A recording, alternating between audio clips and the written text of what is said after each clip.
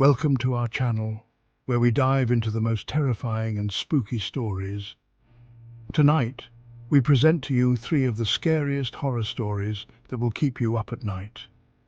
Get ready to enter a world of shadows and whispers, where fear rules and nightmares become a horrifying reality. These stories, whispered throughout time, tell of haunted places, cursed objects, and the restless spirits that dwell within them. Our first story takes us to the infamous Blackwood Manor, a place said to be cursed. Locals tell stories of a family brutally murdered within its walls, their souls unable to find peace. Some who dare to go near the house speak of flickering lights in the dead of night, and the ghostly waltz echoing from within. The Blackwood family, once prominent members of the community, met a gruesome end inside these very walls. Thomas Blackwood, his wife Eleanor, and their two young children were found brutally murdered on a stormy night. The killer was never found, casting a long shadow over the house. Passers-by have reported seeing shadowy figures lurking in the windows, their eyes glowing an eerie red. Unexplained noises and the echoing laughter of children have sent chills down the spines of those who dared to listen. One chilling account tells of a group of teenagers who decided to spend the night in the abandoned house. They were never seen alive again. Some say that on the anniversary of the Blackwood murders, the house comes alive. Lights flicker, disembodied laughter echoes through the empty halls, and the phantom waltz of a lost family can be heard.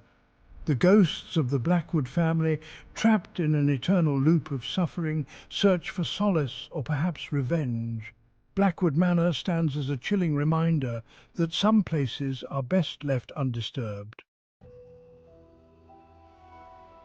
Our next story takes us to an antique shop, where we encounter the chilling tale of an antique mirror. This mirror, with its ornate silver frame and cloudy glass, held a dark and unsettling history. It is said that the mirror once belonged to a young woman named Anya, who met an untimely and tragic end. Anya was found dead, her lifeless eyes staring into the depths of the mirror. The mirror changed hands many times, and with each new owner came strange and unsettling occurrences. Some reported seeing a faint figure reflected in the glass, a woman with sorrowful eyes. Others claimed to hear whispers coming from the mirror, speaking their name or warning them of impending doom. The most terrifying accounts spoke of the mirror's ability to drain the life force of those who gazed too long into its depths. One such account tells the story of a young artist who purchased the mirror. He would spend hours each day gazing into the mirror, captivated by his reflection. As days turned into weeks, the artist's friends and family noticed a drastic change in his demeanor. He became withdrawn and reclusive, his artwork dark and disturbing. One evening, the artist's friends found him in his studio, his eyes fixated on the antique mirror. The artist's reflection in the mirror no longer matched his own. The reflection was that of an old man, his skin pale and withered. The artist's friends watched in horror as their friend was consumed by the darkness within the mirror. The antique mirror, now stained with the young artist's life force, vanished soon after. Our final story takes us to the bayous of Louisiana, where shadows dance among the moss-draped trees. Here, in a dilapidated cabin, resided a lone old woman and a collection of antique dolls said to be cursed. The old woman, known as Madame Evangeline, was a practitioner of the old ways. Some sought her out for guidance, hoping to tap into her wisdom and knowledge of the arcane. Others whispered of a darker side to her practices, of rituals performed under the cover of darkness. It was these rumors that surrounded Madame Evangeline's collection of antique dolls. Each doll was said to be imbued with a spirit, a restless entity bound to the physical object. There was a porcelain doll with rosy cheeks and a haunting smile, its eyes seemingly following your every move. Locals whispered that the doll was possessed by the spirit of a young girl who had drowned in the bayou.